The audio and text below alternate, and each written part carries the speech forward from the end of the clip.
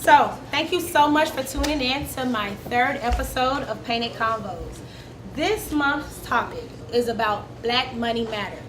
What that covers is how we invest in our own communities, how we can circulate the dollar more in our community. We're going to have different questions. We'll have quotes. We'll even have eye-openers, just straight up statistics. So if you pull a question that has one of those, read them, and you have the right to answer that question first. Okay? Any questions so far, guys? No? Okay. So how we'll work is if you want to answer a question, you'll have 3 flags on the set.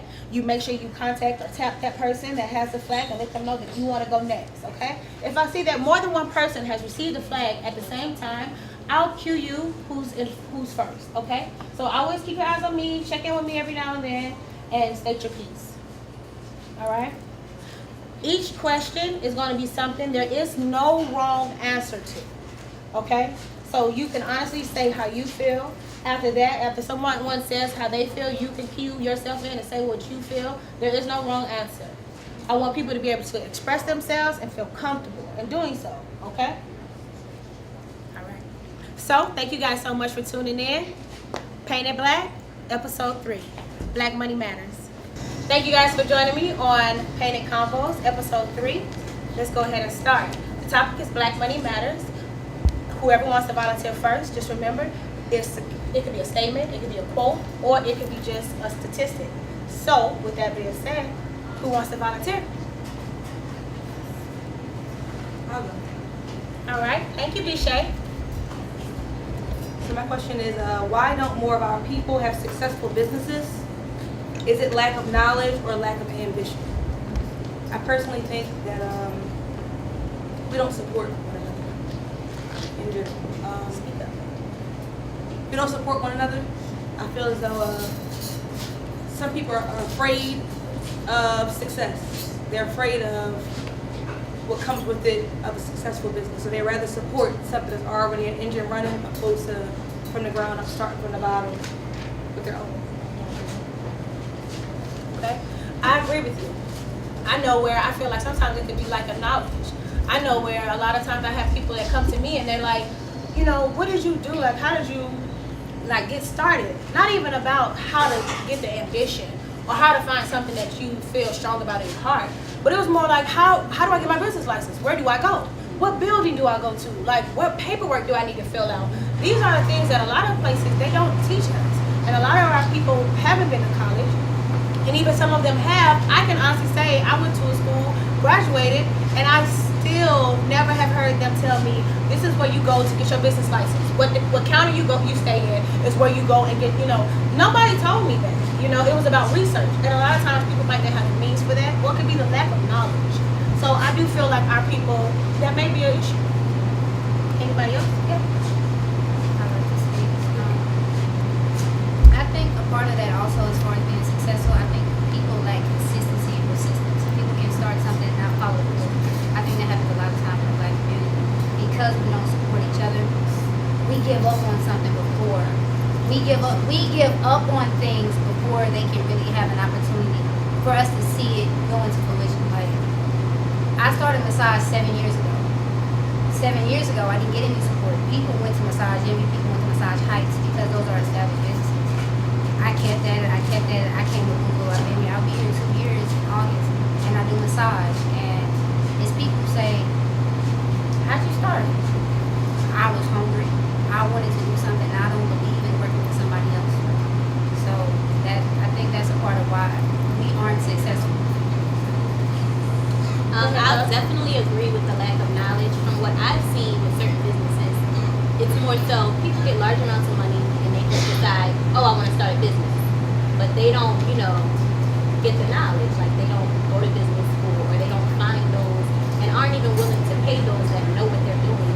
They just think, oh, okay, I can start this business, go to Google, find out how to do it, who to talk to. But it's like it takes a lot more than that. So I'll definitely agree with the lack of knowledge. I say to this is that I just feel like our Blacks, we get a little bit too comfortable with one another, and it's a lack of unity as well in our community. because where there's unity, there is strength. Right. And I just feel like as Black people, we just have to know how to trust and support one another just a little bit more, but don't be too comfortable in each other's skin. Okay. Go ahead. I think that people are overlooking the process. People put together business plans to execute, but now people are like putting together plans to kind of get money before you really know how to really execute what you're learning. So it takes a level of research. You have to like understand what the best are doing and how they do it, find out their strengths, their weaknesses, make a business plan that you're going to execute, not just to get to a bank to get a loan, but something that you're going to really execute and follow through with.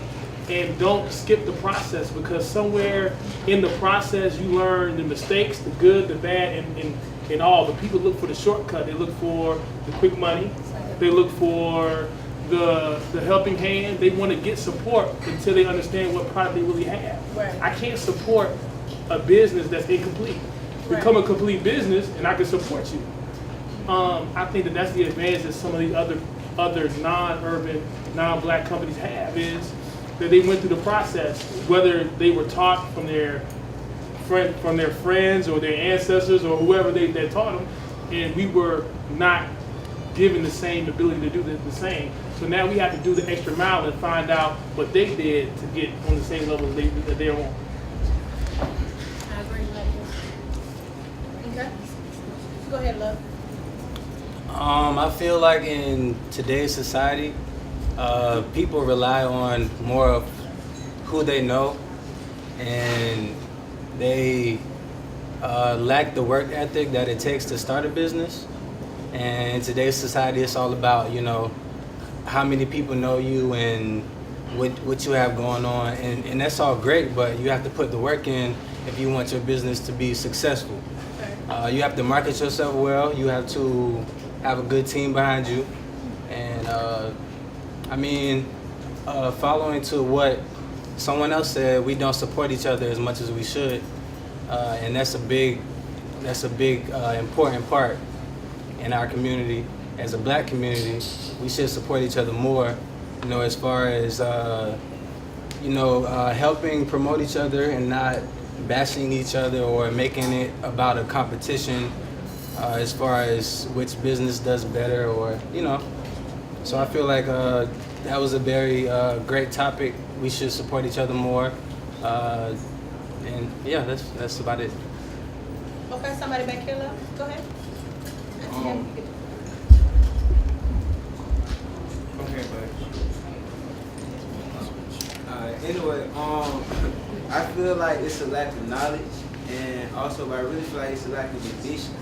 I feel like as a young Black man, I just graduated, you know what I'm saying? And when we look on TV, we don't see a lot of Black business owners being publicized, or we don't see a lot of Black men doing a lot of good things. When we look at movies and all that stuff, we see the Black guys, the drug dealer, or we see them going to jail, even with being a Black young man. I have one family member that is a business owner. You know what I'm saying? One male family member that's a business owner. The rest of them, they either work or they in and out of prison. You know what I'm saying? So that plays on the lack of ambition, because what does that show a young Black man? That all the other Black men are either criminals or they barely make it. You know what I'm saying? So it's a lack of knowledge, and it's a lack of ambition, because you don't never see that you could do better, that you can own your own business. We always told these, go to school, graduate, and get a job. Our parents never tell us, go get a business degree or go own your own business. You know what I'm saying? So it's both. It's a lack of knowledge and a lack of ambition.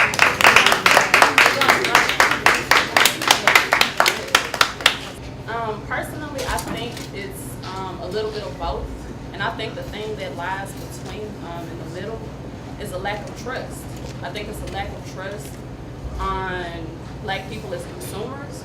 Can I trust this Black business owner? And also as a business owner, can I trust my people to come through for me? For example, it's a girl in Mississippi. She just won the Small Business Owner of the Year. She made over $1 million selling hair. And my first question was to myself, once these people find out that she made $1 million in a year off of selling hair, are they still going to support her? Are they gonna say, well, this is this young girl and you know she has $1 million, she doesn't need my money. You know, so I wonder. I think it's a lack of trust, and I think it lies somewhere in the middle. Okay. I got a green flag over here, and then I got DJ A1 over here. I personally feel like it's just a lack of ambition. Stand up, love. I'm sorry, you kind of in the bag. Because I feel like we just make a lot of excuses. Like if you want it, go get it. You don't need no support. Like go get it yourself. Like people gonna support you. Like whether you gonna do it or not. Like you got people that's gonna support you. We shouldn't just be looking for support. It's your dream. You know what I'm saying? Go get it. You know, go follow your dream. You don't have to look to nobody else to go. Oh, should I do this? Should I do that? Should I do it? Like who gonna support me? Nah, just go start it yourself. Everything else gonna come. Like you just gotta get up and go get it. To me, it's just too many excuses. Like it's too much stuff like for you to not have stuff and just be relying on other people. You rely on somebody right now, you're not gonna get nowhere. Nowhere. Don't get nowhere. If I call somebody right now, be like, yo, I need you to pull up, come do this for me. Guarantee they probably not gonna come. Unless they're a true friend. Other than that, you can't just rely on people. I can't rely on, if I just go outside right now and rely on somebody to come bring me something, it ain't gonna happen. You gotta go get up and get it yourself. There's too many excuses going around for us. Like too many excuses. That's how I feel personally. Okay. DJ A1. This young lady kind of hit it on the head of what I really wanted to say. Kind of just to piggyback off of her. I think that us as black people, we haven't been conditioned to support other black businesses. You know, like when we go somewhere and it's a black business and, you know, it doesn't go the way we like it, the first thing we say is, that's why I don't fuck with black businesses. That's why I don't deal with black businesses. So we've kind of been conditioned just from youngins to go give our black dollar to someone else. So, you know, it's so much easier to say, let's keep the black dollar in the black community. But at some point, we're always like, I just can't deal with black people. I mean, I've done it. I know, you know, we probably all have been like, see, that's why I don't deal with black people. So, you know, even if we have the resources, even if we have the ambition, even if some businesses are successful, because I've been to a lot of black successful businesses and it's some bullshit, but somehow they're successful. So we still keep our black dollars where we are, but it just is what it is. You know what I mean? So, thank you guys so much for your reply. I do appreciate those responses. I think that was something that everybody needed to hear. It gave a very wide spectrum of opinions and backgrounds. So, thank you. So, we're going to go ahead and go into our next question. Who would like to volunteer to be the next person? I see a green flag over here. Let's go ahead and let you go, love. How you doing? I'm good. How are you? And state your name for me. My name is Liz. Everybody. And you have a soft, beautiful voice, so I'm going to need you to speak up a little bit more, okay? Okay. Can you hear me now? No. No. Okay. It says, I guess I need to shield myself after saying this, but Say the top part so they can read it, so they'll know. okay. The It's top a part. quote by Paul Gregory Emmons. Yep.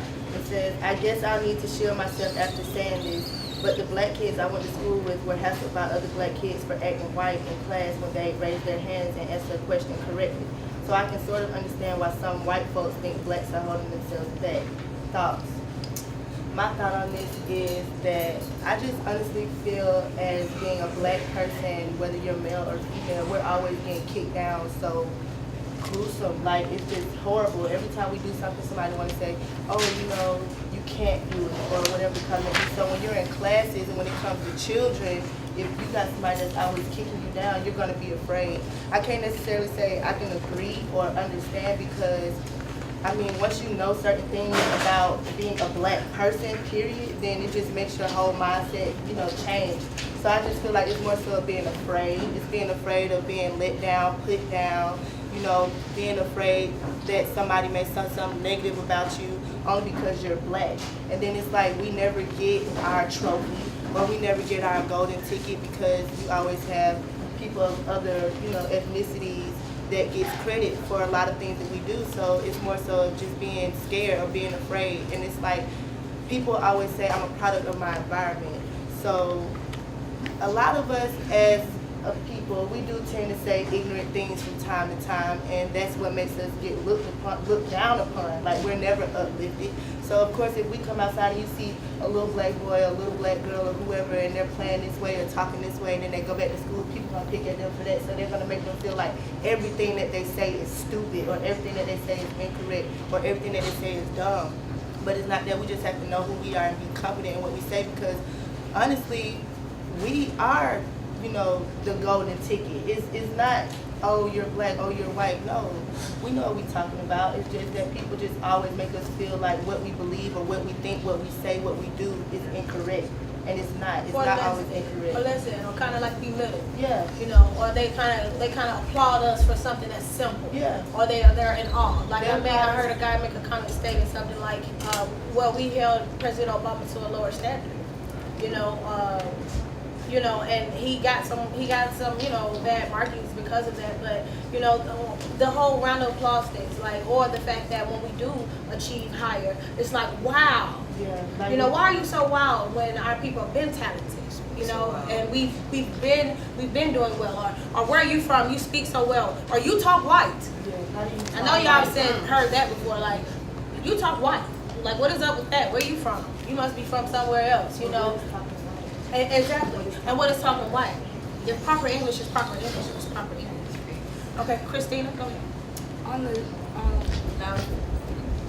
On the speaking proper, speaking white, I've gotten that literally my entire life because I've always spoken properly, and I don't know if it's just how I was brought up, or I went to a all black school, I went to an all white school, so I just feel like with me going to an all white school, you have to, as a black person, you have to stand out. You have to make sure, like, because they do look down on you. They do, oh, what is this little black girl gonna do? Or you're ghetto, or what's your name? Like, they were even shocked at the fact my name is Christina, but it's ghetto and my name is spelled different. So I had to battle that in high school.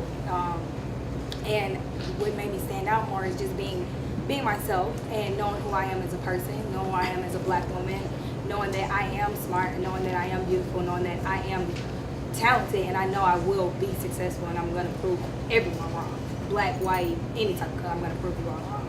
Okay. Thank you, Christina. Somebody over here wanted to make a comment? Go ahead. I just want to kind of say something about the topic. Also, another thing that I feel like is, in the black community, it's kind of looked down on, especially in school growing up, is if you are smart, or if you do talk properly. They say you talk white, or like, if you smart, then, oh, you lame, you a geek. Like, that's what I went through in elementary school. I was smart, actually liked the school, but I found myself being picked on, bullied. Then I got a big head, so I used to call Jimmy Neutron and all that type of stuff. So but what I did was, I would find myself, and when I get called on, I would find myself purposely saying words on purpose while I'm reading out loud, so everybody wouldn't call me a nerd, or I would get the answer wrong out loud on purpose, even though I had the right answer on my paper, but just so I wouldn't get looked down as a punk, or just, oh, he's smart, you know what I'm saying? Because especially at that young age, only thing we see, like I said, especially if you grow up in the ghetto, only thing you see is black people doing bad things. Big black movies, Friday, Menace to Society.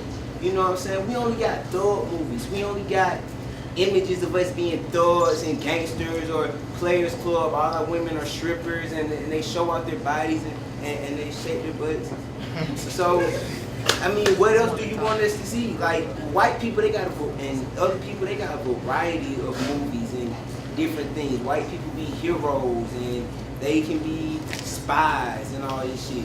Black folk, only thing we see is they just shooting people or shaking our ass. You know what I'm saying? And that's why it's such a big deal to make sure that we realize who is in control of the media, who's putting out the shows, who's thinking of the lineup.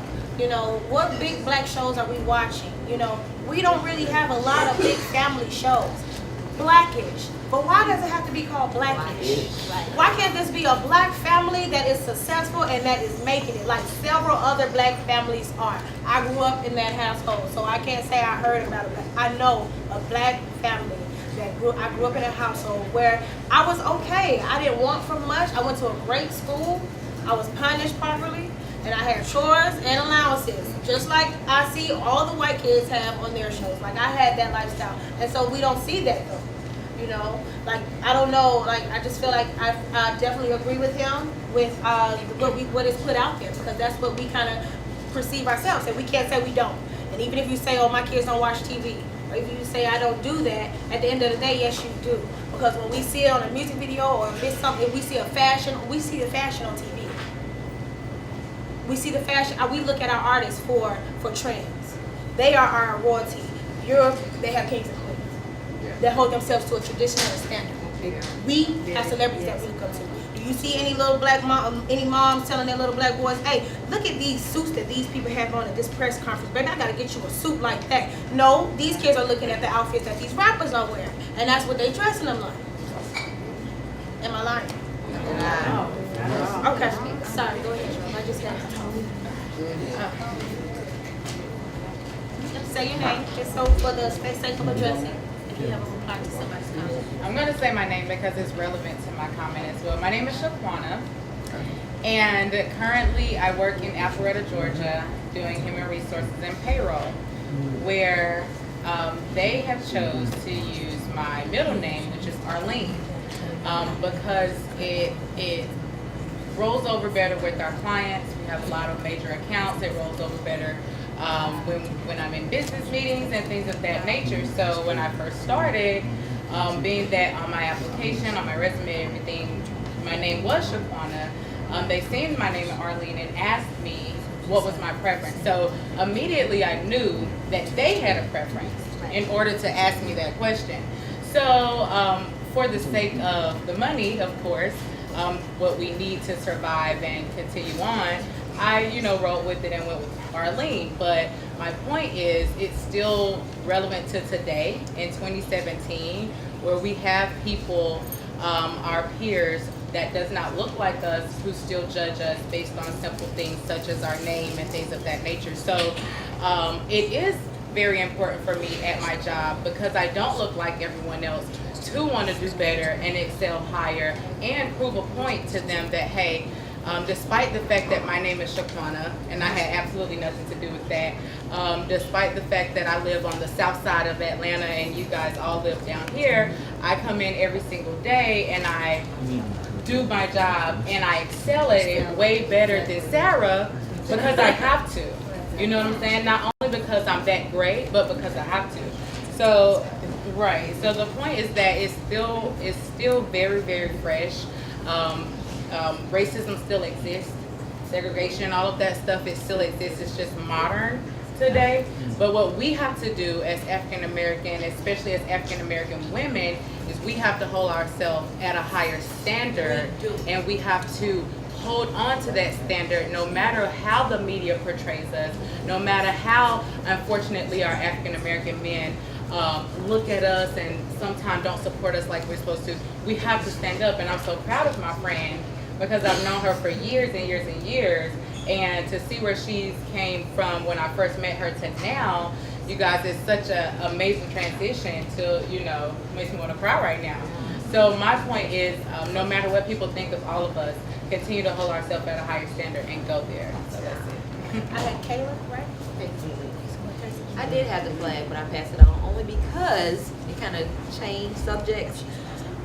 What I really want to say, my name is Casey, is that my mother raised me to not see color. So I never seen black, I never seen white. I was raised for how I am. So I think someone has said being in school and changing your whole perspective of what you were. No, I have always been me. I always went to high school. I always did what I wanted to do because of my personality, because of how I was raised. So the fact that I feel like the black and the white, it is a whole different thing. But I went to Salem High School in Congress, where it was black on this side and it was white and it was Mexican. But at one point, we all came together.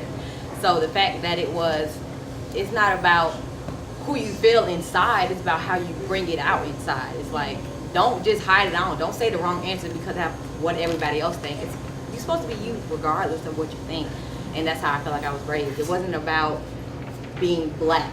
It was about being who you were taught to be. And if you weren't supposed to be the person that you were supposed to be, you speak about it. You were supposed to speak up. Be who you are. That's who you were supposed to be. Thank you. I want to Thank you so piggyback off of her if I can, just because I'm her sister and we were raised in the same household. And I agree with what she says to a certain extent. We're very close and very different, and my mother raised us as individuals in every aspect as you could. We went to high school together, then she came to the same college that I went to, and people most time didn't believe we were sisters because we're like night and day. So with me, I guess being the first child, I don't think that my mom raised me not to be or not to see color. I've always seen color. I've always been very aware of my race and very aware of who I am, because as a black person in America and a black woman, you do have to be aware that you're black and people are going to treat you differently. But my mother also talks, like my sister says, that you're going to be an individual, and no matter who you are, regardless of race, they're going to treat you like that. And when it comes to dimming yourself so that you can fit in with the crowd, we have to be aware of those things. When I graduated college, I worked for the NBA for 3 years, and I worked in an apartment of 125 people, and I was the only person of color, and they treated me very differently because of my race, and I always had to be very conscious of those things, to the point where they thought I was going to sue them at one point and started a diversity program because of the things that went on in the office. But no matter what happened, I continued to stick up for myself, and when they made a comment about the way that I spoke, the way that I dressed, if my hair was curly one day, then the next day when I started working there, Blaq Hair came out, the Chris Rock movie, they asked me if I had a lace front. Why would you even think that's acceptable to ask a person that question? But whenever they did, then I made sure that I let them know that was unacceptable. And it doesn't matter. I'm not going to, even with the climate of America now, I'm not going to hold my tongue because I'm in mixed company. If I have something to say about the Trump, which I'm not going to get 45, I'm going to say it. And I'm going to be very vocal about those things. And I think we have to teach our youth the same thing, that they don't have to dim themselves to be able to fit in, or for a teacher to accept them. They can be just as smart as Billy is, even though he has slang and he does the coolest thing and he dresses like this. That doesn't mean he's not as smart as anybody else. That just means he has to act out differently. And so we also have to teach our youth that it's okay to want to be involved in hip hop culture, but you also have to know that you have to stay in the books, and that's the parents' job. It's not society or job to teach our children to do these things. Representation does matter, but it starts at home. So if you're teaching your children, yeah, you can get the latest Jordans, you can do this, but you need to make the grades at home. And in the end, that's ultimately what matters, and that's what our mother taught us. Okay. Thank you so much, guys, for your feedback on that last topic. I really do appreciate that. I really do. We're going to go ahead and go into the next question.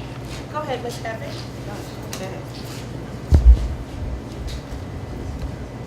Why is it that black people have one of the highest rates of buying power in the United States at $1.1 trillion, yet we are top 3 in the nation for poverty? So just elaborate on what I'm asking, or what I'm just getting you guys to realize, because that's kind of a question and a statistic, a statement. I actually did my research on that one, and with the Census Bureau, like, that is what our buying power is. It was predicted that 2016. So this is 2017. So we haven't even got our census for this year. So with that being said, just know that we have so much power here in the nation that we live in, but we own so less. We have so less clothing or manufacturing. Like, we don't use our people.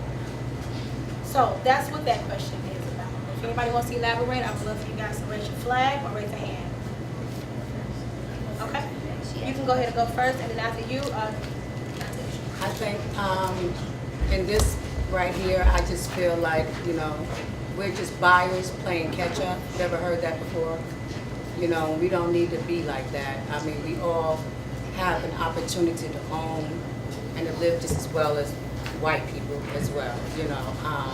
I feel like we just have to grab that Jewish spirit, be more frugal with our money, start thinking, forward. Like, for an example, instead of always trying to get the latest Giuseppe's or the latest purse, save your money, you know what I'm saying? So you can be able to enjoy the things that God has on this earth, like be able to travel a little bit more, own a little bit more businesses, because as black people, we do spend stupidly.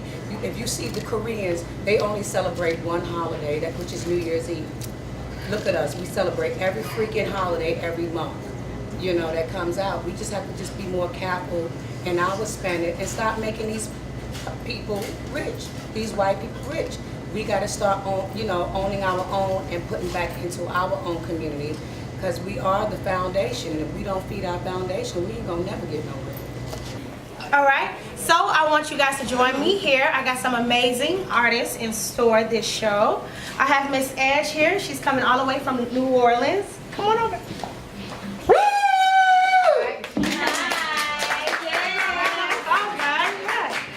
Thank you so much, Bibi, for having me on your show. It's such a pleasure. I thank you so much for coming. So tell me a little bit about yourself and what song you're going to sing tonight. My name is Edge. I am a singer, songwriter, producer. I'm going to be singing an original piece. It's called That Day. That Day, okay. Let's give it up for Edge.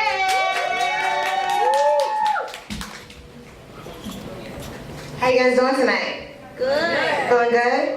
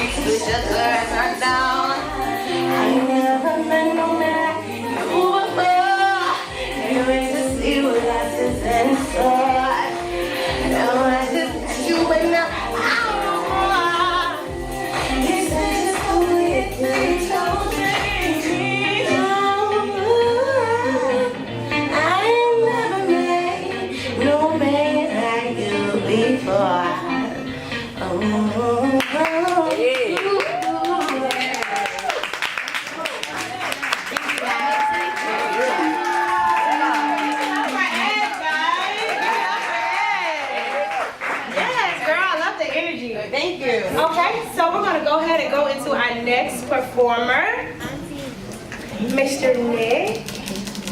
I want to let him introduce himself, Mr. Only One Richie over here. Come and join us. You guys give Nick a hand. All right, Nick. Thank you so much. Thank you for having me. Thank you for having me. So tell me about the song that you're going to sing, and what's your name and where they can find you. I go by the name of Yo Sensei Rich, but you can call me Richie though, you know, for short, you know.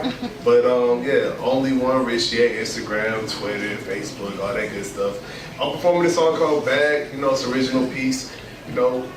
As black people, we gotta secure that, you know what I'm saying? Like, I'm not really trying to get on no street shit, but I'm gonna be real, we gotta secure the bag, you know, so we gonna turn up one time. Who in here is not from Atlanta though? Make some noise, man, be proud of that shit, man. You're not from Atlanta, make some noise. I'm from Atlanta, so I'm gonna be proud of my city, so make some noise, man.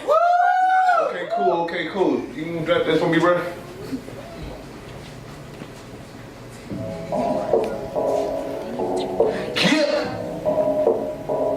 Yeah, excuse me, man, got a long intro and stuff, you know. Secure the bag, you know what I'm saying? Turn that intro up. Right. Hey. Bag. Hey, turn me up a little bit, bro. Just a tad bit, you know, a little bit. Look, okay, had to go get me a bag. Had to go get me a bag. Hey, had to go get me a bag. Hey, had to go get me a bag. Hey, had to go get me a bag.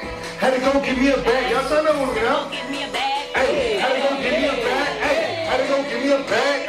Had to go get me a bag. Hey, had to go get me a bag. Had to go get me a bag. Had to go get me a bag. Had to go get me a bag. Had to go get me a bag. Hey. I was riding to that Rocco. I'm so ambitious. So I follow them. I gotta get it.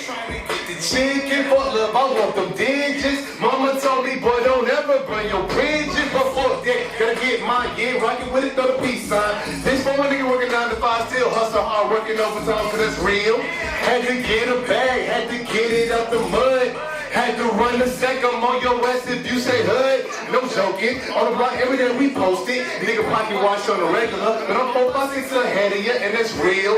Richie bout that check, boy, fuck, how you feel? Smoking on Bianca, damn that bitch ain't got no chill. Hey, had to go get me a bag. Hey, had to go get me a bag. Hey, had to go get me a bag. Hey, had to go get me a bag. Had to go get me a bag. Had to go get me a bag. Hey, had to go get me a bag. Had to go get me a bag. Had to go get me a bag. Had to go get me a bag. Had to go get me a bag. Had to go get me a bag. Had to go get me a bag. Had to go get me a bag. Had to go get me a bag. Had to go get me a bag. Had to go get me a sack. Nigga be talking that shit. They don't even know the strap. All my niggas ain't ready. 1, 2, 3, let's get it. Pray to the Lord, I'm nigga. M-O-N-E-Y. Money, that's my mission. I'm trying to stack it like, damn, baby, check my pimpin'. I teach you how to jug, teach you how to chop it. Got my in my cell phone in Georgia Southern College. Money, that's my motto. Keep that rockin' no idle. Bringing out a bottle. Always smoked up, that's my problem. You never stop it. I deal with too much stress. I get so many packs. I should work for UPS. Damn, had to go get me a bag. Had to go get me a bag. Had to go get me a bag. Had to go get me a bag. Hey, had to go get me a bag. Had to go get me a bag. Had to go get me a bag. Had to go get me a bag. Hey, had to go get me a bag. Had to go get me a bag. Had to go get me a bag. Had to go get me a bag. Hey, had to go get me a bag. Had to go get me a bag. Had to go get me a bag. Had to go get me a bag. Damn. Hey, y'all turn up. Hey. I said I had to go get me a bag. Had to go get me a bag. Hey, had to go get me a bag. Damn. Had to go get me a bag. Hey, man, y'all rock out with me, man. Hey, I appreciate y'all. My name is Joe Sensei Rich, aka Richie. I thank y'all for having me, man. Thank you guys so much for tuning in to Panic Convos. We are back for our second half. I would like to thank you guys so much. My beautiful panel has slightly changed a little bit, so I got some new opinions. Thank God. Thank you. Thank you. So I would like to go ahead and start with Miss Christina. Go ahead. Hi, how is everybody doing tonight? So my question is, who is the number one consumer in the USA? I personally think we as Black people are the number one consumers.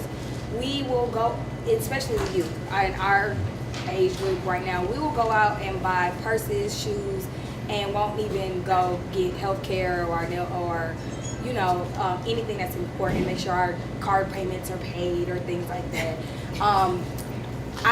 When you said that you used to work for the NBA, I personally feel like the NBA is like a, I would just say like a, I don't want to say slavery, but it's like a form of slavery. Like, we have these big moguls that have all this money, and they're investing in these young black men, and they have them working up and down the court and doing all this stuff, and they're giving them a little bit of money, and then afterwards, you never hear about them again. You barely even know of all these people. It's so many people that play in the NBA. You only know of the main people like Magic Johnson or Charles Barkley, or you know, the main people. I don't really watch basketball like that, more so watching football.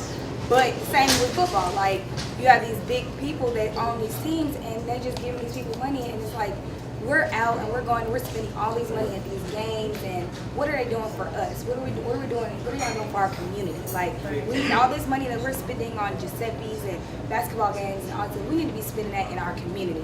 We need to be fixing up our carts. We need to be giving our kids that don't have shoes. We need to be giving back to our people, like, at the end of the day. This is just my response to you as far as it being modern day slavery. I do still work in the sports industry. I own my own business, and I do marketing and branding for professional athletes. So I do not agree that it's modern day slavery. To an extent, as far as college sports, I agree that, because I think college athletes should be paid for what they do, especially young black athletes, because a lot of them come from rural communities. But they're the highest recruited players to these big colleges. They take them away from HBCUs, which I'm a huge advocate for, and then they make all this money off of them, but a lot of them are homeless, or their mothers can't feed their children at home. But as far as professional players, most professional players are paid very well, and the reason you don't hear about some of them afterwards is because of some of the things we're talking about now. They spend their monies on Maseratis, Bugattis, and things like this. They're not investing their money because they don't know any better. The athletes that I work with, what I do is help them invest their money so that when they are done, they have something to do with it. Okay, go ahead. I think sometimes the reason why we spend all of our monies on things that seem like formality is because of systematic pressure. Like, we have all of these things that we see on television and things like that, but if we made the choice to invest in things that we wanted to invest into, then we would. Right. We want to buy J's, we want to buy Giuseppe's, we want to be in high fashion without investing in the community, and that's a choice that we decide to make. Right. It's up to us to create our own system, because there was not a system created for us, if that makes sense. Right. Yeah. And go ahead. All right, I just want to add on to that. I drive a 2000 Infiniti. I bought it 3 years ago, you know, straight out, $3,500.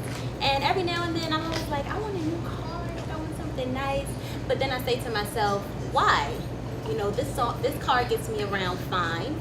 You know, I have no issues with it. I drove it from Jersey to Atlanta 3 years ago, and I've had no problems with it since. And it's like, you know, like you said, we see these flashy things and we want them, but it's like, why? And I heard somebody tell a story once how, I don't know if the family was Jewish or Indian, whatever, but we also, as black people, we get older and we think we have to move out right away. But a lot of those families, they will live together for years, invest, find other homes, you know, invest in those homes, flip them until everybody in the family is okay. And we don't think to do things like that, and I think that's very important. Okay, anybody else? I would like to piggyback. Basically on all your statements are great, but if you do not know your history, I repeat this one more time. If you do not know your history, and I can't stress that strongly, if you don't know where you come from, if you don't know what you stand for, they try to erase that from us as people, as a whole. And what we bring to our own community, we are a dynasty. We are destined for greatness. We are destined for greatness. All of us, all our people, everything that we stand for is greatness. So how to minimize the black community is to express all these things, the television, the sports, all this that doesn't matter. It doesn't matter at the end of the day, it's united. And I say that so strongly because it's a lot of us that we don't support one another. And it's a big issue. We need to, because if we do, we are a force that can't be fucking reconciled with. They cannot fucking stop us. They cannot. And I can't stress that fucking strongly enough. I want our people. I want us to know. I know my time is up, but that is a fucking force that need to be reconciled with, and I'm coming for it. Yes. Okay. I'm coming for it. All right. And so just to piggyback, I definitely feel where you're coming from. To piggyback what the gentleman was saying earlier, because we are not displayed to show that we know how to do teamwork, and we're not displayed to show that we run businesses. We don't. That's not what we see. That's not what we kind of instill in ourselves, whether we know it or not. What we are unconsciously around. That's what we feed into ourselves. If you're around bad air or this, that, that's when your hair smells and this, that, and other things and stuff like that. And so it's on us, and that's what happens when we watch TV. Our hottest shows are us fighting. Our best shows are us killing each other. Like, that's what we love to watch. Like, that's hot. Empire, I love it because it's just showing my black people in different talents in different fields, but it's still around centered scandal, and drama. And not to say that other shows are out here and that there's not scandalous white shows. Let's not be biased. But we don't have enough positive shows, and that's what we're trying to say. Go ahead. Sometimes us having positive shows, we're not in the buildings to make positive shows. Just to kind of rewind just a little bit when we spoke about Blackish. Blackish is at a prime time spot on ABC. The last show we had like that was the Cosby Show. It was over 20 years ago. And you all seen what they tried to do to one of the main black figures that we had. How they tried to tear him down in the media. Turn around, a lot of that shit was bullshit, but they didn't backtrack themselves and say it's bullshit. Right. They took him off of television. A lot of our children, a lot of generations, we're talking about like 4 generations past what the Cosby Show stood for, that still watch it on Nickelodeon and TV Land, and they got snatched from it. So when you talk about positive images, you have to understand we're not really in the building for that. So just because we sit on the boards, we don't make the boards, and that's just what it is. So we don't always control what our culture is. It's cool to look black, but it's not cool to be black. If you understand that. Exactly. Go ahead. But that goes back to like what I was saying. If we create those on platforms, because like what's the popularity of TV nowadays? Nowadays, what runs the world is social media. Who controls social media? We control social media. We can put up all of our own shows, all of our own platforms, and no, it won't get original popularity as quickly because we have to put more effort and more work into it. But we can control that for ourselves. And even if it starts off as a small community, we're starting off something that's different. And that's going to get contagious. Why? Because we're the collective. We're the innovators. They're going to catch on to the innovation because that's who we are. Right. And they always have. And I'm going to tell you now, that's why it's cool to do things that we do. Like, let us not realize, we kind of ignore how they take our ideas and our trends. And I'm gonna say this, and because it's cool to because we take theirs. We like straight hair, and that's supposed to be a European thing. Like, let's just be real. Yeah. Everybody's not wearing hair braids and natural. So I wear my hair in weaves, like that's my thing, and I wear them down my back. Yeah. I must have the bundles, let's be real. But that doesn't make me less of a person. I don't hate myself. That's something that, yes, I have adapted from the European culture, whatever, Right. But I know who I am. If you ask me any question, I can tell you twice. So at the end of the day, it's just about knowing who you are and being self-aware. So I'm not saying that you can't watch these shows and you can't entertain these things. All I'm saying is just make sure that when you're at home, you know who you are, and when you have an offspring, they know who they are. Okay, I'm sorry, next person. Go ahead, baby. Okay, anybody else? Daphne? Okay, you nailed it right on the head when you say you have an offspring and you have to make sure they know who they are. Earlier you said it's about conditioning. I'm gonna just put it sum me up. I am a mixed child raised in the hood by a white woman by a teenage mother. I graduated from an HBCU and I'm part of a sorority. I've always been part of race relations, so I can play both sides of the fence. Always. No one can say anything to me about white people because I'm on that side, and nobody can say anything to me about black people. I'm on that side. I was the smart girl. I skipped kindergarten, went there for one day. They sent me to first grade. So what I feel like what people say is about, I have a daughter. She's 9. She's amazing. My daughter is the cool kid. She goes to school with most of white kids, but they love her. So it's about making them reconditioning. I experienced the race. My mom experienced the race stuff and everything. I don't let my daughter experience that. You understand? Like, you have to know, like, and we have to understand too, as Black people, we're not far removed from not really having too much say so with whatever we do. It's just the 60s that we was free. I mean, I know I'm gonna wrap it up. It's not that much time. We got too comfortable, and we have to know that we're still putting up numbers. Yes. And accept we're still putting up numbers. Anybody else like feedback? Okay. So we're gonna go ahead and go to the next question. Thank you guys so much for your responses. I think that those are very valuable, and I think people can definitely form their opinion about what you have to say. I really do appreciate it. We're gonna go ahead and go into the next question. All right. Go ahead and have you share. Okay, the question, there's approximately 21 Black-owned banks with assets totaling $4.7 billion. Only 0.43% of Americans, $1.1 trillion in buying power. Do we trust our own? I think that a lot of people don't bank with Black banks, and this is something that's new, and a lot of people are getting into it, but we also don't know. We don't have the resources to know where they are.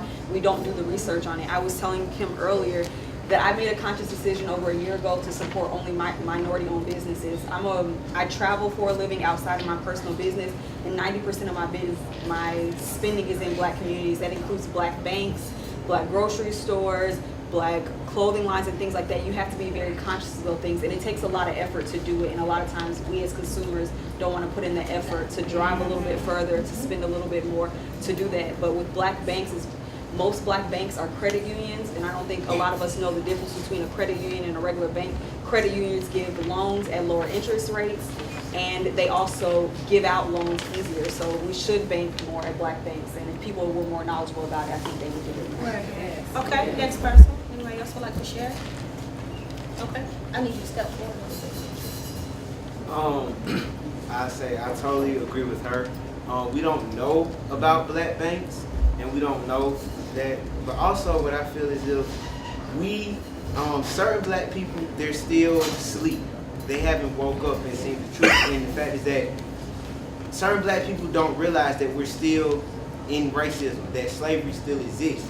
So if you don't know this is going on, and they're under this picture that has been painted that, oh, it's over with, that everybody's equal. So if you feel like everybody's equal, you don't feel as if it matters if I only go to a Black bank, or it matters if I only go to Black-owned businesses. Because in my eyes, we were told that we were all equal. So once Black people wake up and realize that there's still racism, there's still discrimination, it's just been covered up, then that's when we would know, to only mess with other Black people and support our own people.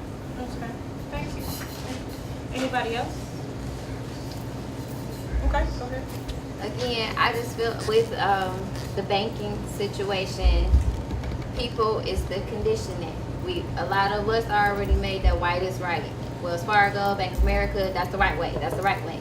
So it's too late for us. It's not too late for us. I'm not saying that. You can still make the effort. Like she said, it's too much effort for some of us who already know. You know what I mean? We like convenience. Teach your child. It's about the next generation knowing that we are still putting up numbers. We still have to, yes, you were only one out of the 125. You got to get in there, pull somebody else in there with you. It has to be 5 in the next 5 years. And then 10 years, it'll be 10. And then you might be 50% of the organization. But we're still putting up numbers, and we can't sit around and complain about having to put up the numbers. We have to change the game. You got to learn the game and change the game. Put up the numbers. I think just kind of just say my little piece. I really feel like we all have the money, and sometimes I'm like, if you're like me, I don't trust the bank. Period. So I mean, yes, true enough. If you didn't get her question, we have, like we said, we have 1.1 trillion%, of buying power here in the United States, right? But majority of the banks that we bank with are not white. Are not Black. So with that is being said, we have these Black banks out here, but we're just not giving them our money. But I don't see them on any corner. And like I said, and if you don't know that they are, the majority of them own credit unions, then you just don't know. So like I said, that could be the lack of knowledge in the neighborhood, or just lack of knowledge, period. Because a lot of times when it comes to a Black person having the capacity to have a bank account and this and other, because I know Black people that don't even have a bank account. So when you go into that, so when you go into that, like some people are just feeling like, I know the legit way because white is right. and that's what I know. I know they're not gonna mess me up or they're gonna have procedures. So I really think that it ties into customer service for the Black people. Yeah. In their business, customer service. We're gonna go ahead and go to you, and then we're gonna go to Christina. Okay? And coming from customer service, because I work in the customer service field, I am guilty myself of, because I'm a server, okay? If I get a Black party, I'm gonna automatically be like, I don't know, because they're not gonna give me 20%. But if I know there's a group of Caucasian people sitting down, I'm gonna be like, yeah, I'm excited. I'm about to go give them 100% when I really should be giving everybody 100%. But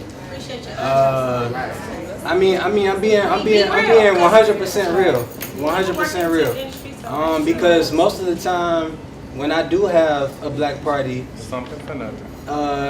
They'll want handouts, or they'll feel like just because I'm a Black guy with a gold watch on and all these tattoos that I'm not educated, or I don't know how to speak, or I'm gonna give you something for free when you have to pay for everything you get. Like, I can't just give you free stuff. I'm gonna lose my job if I do that. So I feel like a lot of that comes from customer service, and what we give out to each other, we should be putting back the same energy, and you know, it would flow better if we, you know, it all comes with support. Thank you. Go ahead, Christina. Well, I never knew about Black banks. I hate banks. I started, my very first bank was Bank of America, and I feel like I'm the #1 person who feels like Bank of America robs people of their money. They always hit you with these random fees and just all this extra stuff. So I pride myself into reaching out and giving back to my community and giving back to my Black people. So I definitely will look into more Black banks and put my money into a Black bank versus a white bank. Because I have a stash of money at the house. Like, I only put money in my account, in my Chase account, to pay bills, period. Like, I go in my stash, pick up the money, I'll go pay my bills. That's about it. So I work in the customer service field as well, and with Black people, personally, like, I used to work at Nordstrom, and I have different cultures coming in and out. So working in sales, and I never really discriminated against that. Like, I never really was like, oh, this white person's not anymore. Like, I never kind of was that person, because I feel like I've had white people scam on me, and I've had Black people scam me. I've had white people, like, Mexican people scam on me, like, just like, oh my God, like, you just don't know, like, everybody's scamming nowadays. Like, you really can't tell. That's why I try to give everybody that same great customer service, because I'm gonna get tips regardless. Like, Not to interrupt you, because I have had Caucasian people scam me too, but most of my bad experiences and scams have been from the Black community. So that's why I have the perspective that I have. Not saying that I want to look at our people like that, because I don't. Like, I give 100% every time I do my job. I want to feel like they're gonna give me, you know, what they should, but most of the time they don't. And that's why we look at our community the way we look at our community. Okay. Thank you guys so much for your responses. I think that they were all very valuable. I have one last question, and we're going to go to the break and go to some really, really good performances and be able to hear some great music. Next question, and then we're going to close out. Okay? Go ahead, Chopin. Okay. Marketing plays a tremendous role in sales. Have you noticed anything different with commercials? Have they been more relatable, current, and colorful? I'll respond to that by saying that I believe marketing has definitely became easier for us thanks to social media. It's kind of at the click of a button, literally at your fingertips. So anything that you want to do, as long as you can go out there, you can make your Facebook, you can make your Instagram, Twitter, Snapchat, so on and so forth. As long as you can do those things, get your voice out there, get your product out there, that's your marketing. And these days, your face, your brand, for example, she's her own marketing. And so that's why so many people know about Painted Black and things of that nature. So it's really based on what you want to do. Now, taking it back to the commercials, we can use the most recent one with Kylie or Kendall, whatever, one of those people. Yeah, that girl. So, you know, wiping off the lipstick, taking off the blonde wig, and giving a Pepsi, and that all of a sudden is supposed to cure, you know, everything that's going on with America with, you know, police brutality against our culture and things of that nature. So as far as as it became more relatable, yeah, but no at the same time. So. Okay. All right. You next. Just to feed into what you're saying, again, I think sometimes we have to understand that Black people aren't really represented in that type of world as far as marketing. I'm pretty sure if it was a Black person sitting in that marketing meeting, they were overshadowed by what they thought. Right. You get what I'm saying? So to a white person that does not live our life, that does not walk in our shoes, that maybe has a couple Black friends, that it's cute to have a couple Black friends. Again, it goes back to it's cool to look Black, but it's not good to be Black. So whoever came up with handing Pepsi to someone, if it was that easy, I'm pretty sure King and Lewis and everybody else would have just been handing out Pepsis to motherfuckers, and we wouldn't have sat at the back of the bus and we wouldn't have been hit with water hoses. Sometimes we have to understand that yes, we have a voice, but our voice isn't always heard in big buildings, in big rooms at points in time. Go ahead. I'm telling y'all to go ahead like I'm BB. Right? I'm just like into the show. Okay, so I really feel like the way that we really make a difference is in the pockets. Like we young, money, rich, and we got all this money. And it's honestly a lot of Black African Americans that have a lot of money. A lot of young Black men have a lot of money. They just don't know how to use it, and it goes back to self-awareness, self-love, and what's been portrayed as self-hatred. And that's what we feed into. We feed into self-hatred as self-love. We feel like, okay, so we're going to go buy this, we are equal. No, we're less than. You know what I mean? So you don't fall into that trap. You don't fall in. And even dope boys, they call it traps because that's what it is, a trap. You get into it, you make quick money, they trap you up, then they put you out on the street to go make that money again to bring you back in. So it's just like, don't feed into that. It's all a trap. It has to be self-love. It has to be self-awareness. When you love yourself, when you know what you're worth, you're not going to accept anything. I work for Jaguar, Range Rover, selling $100,000 cars. I worked one day by myself. I sold a $100,000 car. I sold a $100,000 car. My sale is supposed to be 25% of that commission of what the dealership makes. They called a white person in and took my sale, gave him my sale, didn't tell me or anything. I had to type in to put in his notes to find out that the sale wasn't even mine anymore. Wow. There was no explanation, there was nothing. On my lunch break the next day, I walked the fuck out.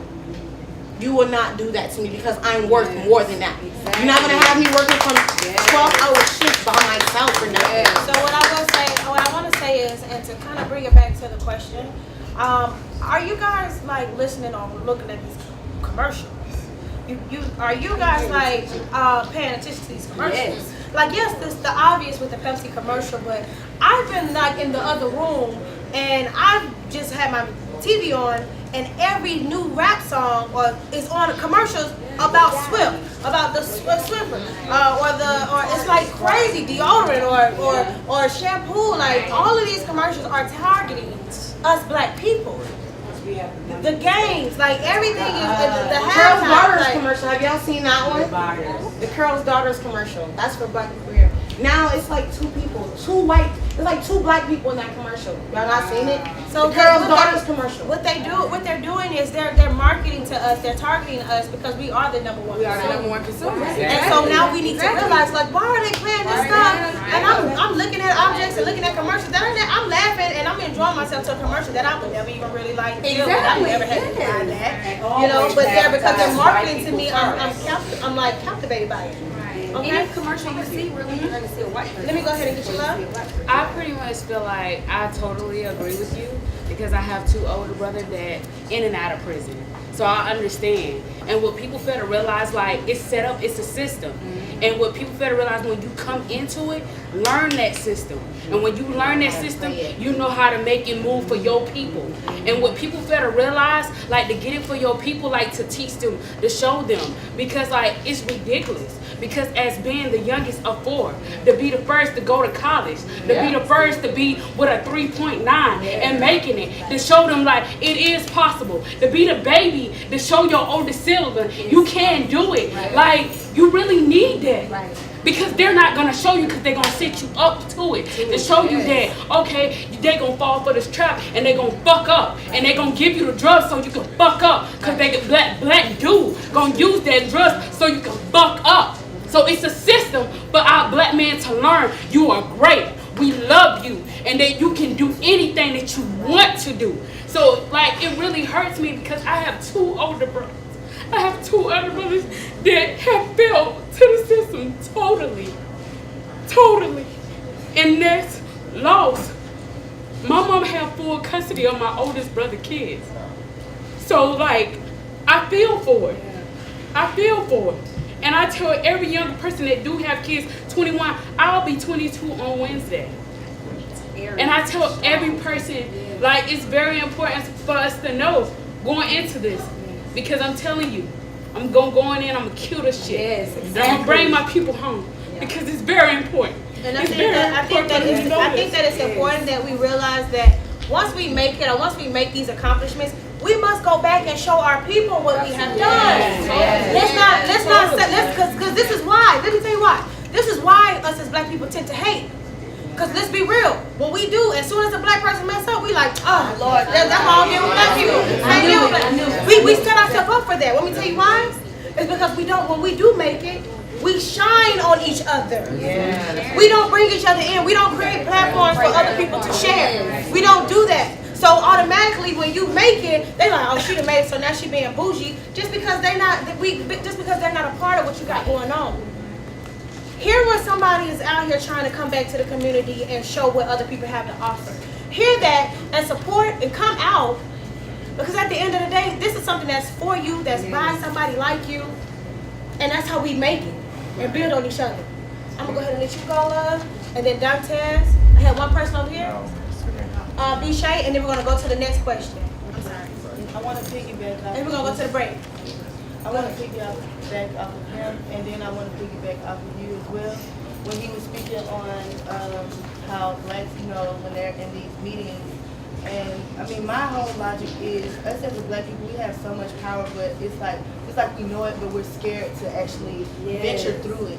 So with him speaking on, okay, black people, we're in these business meetings, you have, Caucasian people, Asians, whatever, we're so afraid to speak up, and then when we do speak up, we're so scared to put our foot down because we don't want to lose our job, or this is our only means of income, so we're going to conform, and then with what you were saying with the whole, we stun on each other, so you got the ones who are scared, and you got the ones who feel like, okay, I finally got this amount of money, or this amount of money, or I got this going for me, or this going for me, so instead of me trying to put my friend or my brother or my sister, I'm trying to push them down because I finally got to where I was, but now I look the part, but I don't really care about you though, because you can do what I can do. That's true. Next person. Hold on, we're going to go to the next question. Next question. Go ahead. No. My whole thing is like just being conscientious, like how she said, black banks. So like how many of us tonight are going to like research black banks and actually invest in a black bank? It's not about like being information transform. It's like active. Now we know, for those that didn't know, fuck a Wells Fargo, a Best Bank, Chase, Lakes Front, all that shit. Like, like actually like do research. Like you make time for what you want to make time for. You make time for what you want to make time for. Right. When that new shoe drop, you want that. I need a size 6.5. Who got it? So instead of that, I want to invest in a black bank. I knew about it, but I didn't ever act on it. You know what I'm saying? It's like I knew about it, but if I want to I gotta close my account out. Close that shit out. Open up your do it. Like invest in yourself. Okay. So after DJ, we're going to go ahead and close out, go to our break, okay? I just wanted to dialogue with you just a little bit when you spoke about speaking up to people or putting your foot down. I don't think that sometimes we understand that in marketing, and I'm pretty sure this sister can understand in marketing. Have you all ever noticed that you may see the same commercial, but it's different? Yeah. Right? So it just goes back to, you know, they market to us different. So what we see on Love and Hip Hop, we might not see doing a black show like Empire. Same commercial, two different people, same commercial, different concept. Like sometimes they understand who we are as consumers, so they give us exactly what it is that they know that we're going to go for. Exactly. That's all they do. That's exactly what they know. That all goes back to us not knowing who we are. They know who we are. A Caucasian person will teach their child about Black history before a Black person will teach their child about Black history because they want them to know, because they always want some. I'm not gonna say all Caucasian people, but majority of them, because of the society that we live in. Nothing, like you said, racism has not died. So it's like they want their children to know about us so that they can use it against us as having their upper hand over us. And us as Black people, we just know what we know. Okay, and they put everything that's big in our face, but they really don't put everything in our face. Like, okay, if Hillary Clinton would have won the presidential election, she would not have been the first woman president. It was a Black woman who was the president, but they don't talk about that. She was president for one day, but who cares? She was president. You know what I'm saying? So it's like at the end of the day, it's us being afraid to speak up because, once again, like we stated earlier, we're always being belittled. So once you realize who you are, as I stated, once you know, you know. Once you see the light, nobody can put you back in darkness. I don't care what they tell you, because you're going to know bullshit from what's real. No matter how you put it. Thank you. Thank you so much for tuning in. This is the closing of the first half of Painted Convos. Tune in for more. Go ahead and go to our next performer, Mr. Pedro. All right. Hey, how y'all doing? All right, he's Boy, Pedro Da Vinci. Pedro. Okay. You know, the name of my song, Stay Down. I think they just speak for itself, so we just gonna run. DJ. DJ. Yeah. Yo, they might like that, though. Stay Down Avenue. Yeah. You just gotta stay down till you come up with some. Got to make some shit bounce. Ain't no rules in the hustle. They just wanna see you down, drowning in the gutter. I tell that fool that's your mouth, I fucking struggle. For let my time running out, back in the brother. I was sleeping on the couch, grinding with my brothers. Players running in and out, coming by the dozen. They are popping niggas, I would think they ought to something. Niggas show their true colors when you get money. Hungry for a meal, take the food off your plate. Everything said, dogs won't smell a thing. Niggas getting killed at wide praying every day.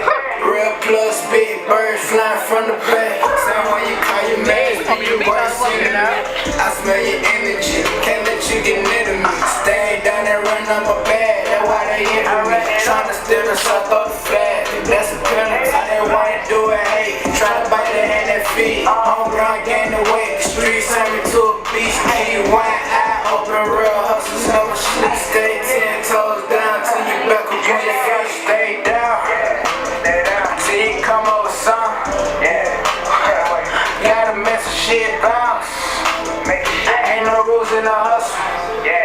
Break the road, they just wanna see it down, drowning in the gutter. I tell that fool that's your mouth, I fucking struggle. For let my time running out, I was grinding with my brothers. Players running in and out, coming by the dozen. Thought they said it was a trial, we ain't heard of nothing. Still popping niggas out, then they got to something. Niggas show their true colors when you get money.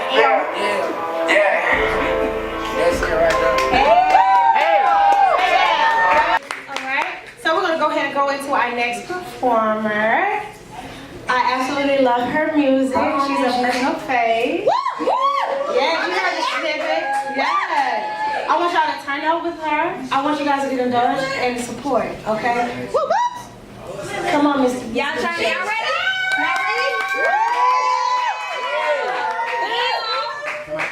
Alright, so tell us what song you're gonna be doing. Oh, please don't want all one. My name is Bisha. I'm gonna be doing a song. I'm gonna be doing a song called Upside Down Cake. So I want to introduce Miss B. Shay. Tell us what you're going to be doing. My name is B. Shay, guys. I'm doing upside down cake. Sing while promoting. I need all my ladies up. Let's go, Britt. Shaking that. B. Shay. All right, let's give it up. Turn me up, please. Hey, turn me up, please. Not me, but the song. Hey, not me, but the song. Hey, call her and she come back to the stage. Call me to my booty for hey, turn me down, please. At least when she getting good. Get up. Let me see that upside down cake. Oh, don't be scared, shake that down cake. I'ma toss it up right now. Wanna see you upside down. Let me see that upside down cake. Ooh, don't be scared, shake that down cake. I'ma toss it up right now. Wanna see you upside down. Oh, I just wanna see you take it off. She got a way of giving me the stare. She don't care as long as I got the ones. Oh, all the money, toss it up. Hey, calling the girl, she gon' pick it up. Toss it up. Hey, calling the girl, she gon' pick it up. Turn up. Hey, clap, clap, clap. She make it clap up on her handstand. Ooh. Drop it to a split, call her van down. Ooh, she the one to cash, she the one to cash. Hey, dollars on that ass, dollars on that ass. Call her and she come back to the stage. Hey, call her to my booty for her age. I bet she's 20 when she get into it. Hey, listen what I tell her when she do it. Let me see that upside down cake. Ooh, don't be scared, shake that down cake. Hey, I'ma toss it up right now. Hey, I'ma see you upside down.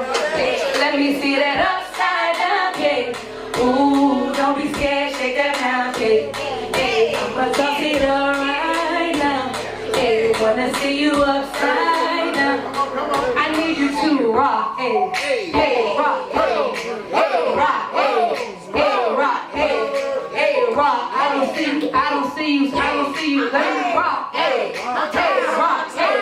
When I say up down, you say down, okay? Upside down, upside down. When I say upside, you say down, okay? Upside down, okay? Upside down, okay? Thank y'all.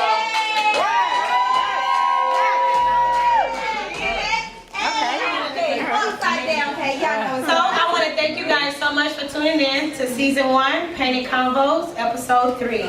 This concludes our show. Please come back. May 15th is the next show. Check out some of my apparel over here to your right outside by the door. Cop up. I got some really good stuff. And thank you guys. I'll see you next time. Thank y'all.